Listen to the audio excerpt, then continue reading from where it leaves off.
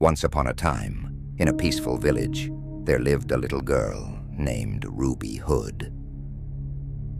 Ruby was known for her bright red hooded cloak, a gift from her beloved grandmother. Ruby, come inside for a moment. Ruby's mother calling from the house. Your grandmother isn't feeling well. Could you take this basket to her? The basket filled with bread, cheese, and a small jar of honey, carefully wrapped in a cloth. Ruby's face lit with excitement. Yes, I'd love to see Grandma. Ruby's mother gently placing the basket in her hands and warned Ruby. Remember, don't talk to strangers on the way to Grandma's house. It's dangerous. Keep that in mind. Ruby nodding and say, I promise. And so, Ruby set off, with a spring in her step and a song in her heart. Ruby walking along the forest path, surrounded by tall trees and birds chirping. She knew the way to her grandmother's cottage very well. Ruby noticing a patch of wildflowers beside the path, thinking, these will make Grandma smile. But someone else was watching her. Oh no, there is the big bad wolf, partly hidden by the trees, with a sinister smile. Hello there, little girl. Ruby's startled face as she turns to see the wolf. Oh, hello. Where are you going on this fine day? Asked by the wolf, and Ruby responds innocently, completely forgetting Mother's warning. Oh, I'm picking up some flowers as a gift when visiting my grandma. The wolf's eyes narrowing as he hears Ruby's destination, and cunning plan came to his mind. Perfect. Ruby skipping off down the path, the wolf watching her go. Goodbye, Mr. Wolf. The wolf darting through a hidden path, moving swiftly through the forest, trying to reach Ruby's grandma house before she does. There is a small, cozy cottage at the edge of the forest, surrounded by flowers. Meanwhile, Grandma was resting, unaware of the danger approaching. The wolf sneaking into the cottage, his movements silent and calculated. Try not to wake Grandma up. After the wolf reached the bedside, the wolf's jaws opening wide as he swallows Grandma in one gulp. Oh no, Grandma is eaten by the wolf.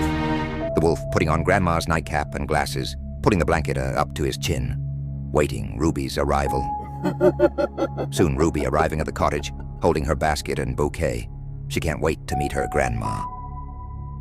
Ruby quietly opening the door, peeking inside. She approaching the bed, where the wolf lies disguised as Grandma. Grandma, I brought you some food and flowers. How have you been? The wolf's reply, trying to mimic Grandma's voice.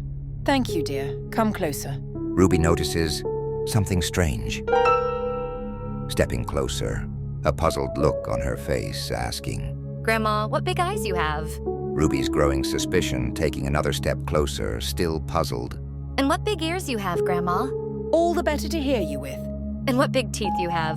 The wolf throwing off the covers, baring his sharp teeth and say, All the better to eat you with. Ha ha ha. Ruby's eyes widening in realization, turning to run, but the wolf lunges at her.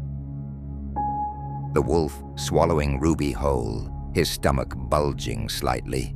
Oh no.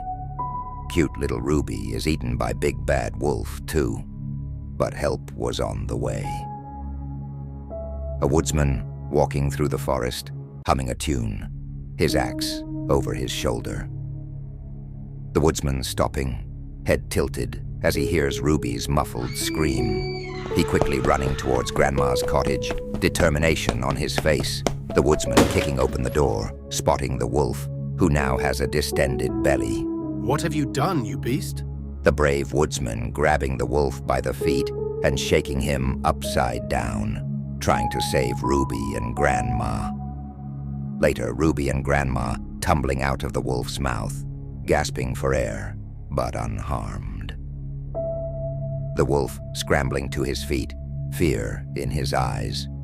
The wolf didn't know that the woodsman is so strong he run towards the door, trying to escape. Ruby, Grandma, and the woodsman chasing the wolf out of the cottage. The wolf running into the forest, disappearing over a hill, never looking back. Ruby hugging her grandmother tightly, relief washing over her face. She was glad that they are safe. The woodsman kneeling down to Ruby's level, speaking kindly. Remember, always be cautious of strangers. I'm so lucky to save both of you. Ruby, her grandmother, and the woodsman standing outside the cottage, the sun setting behind them, casting a golden glow over the scene.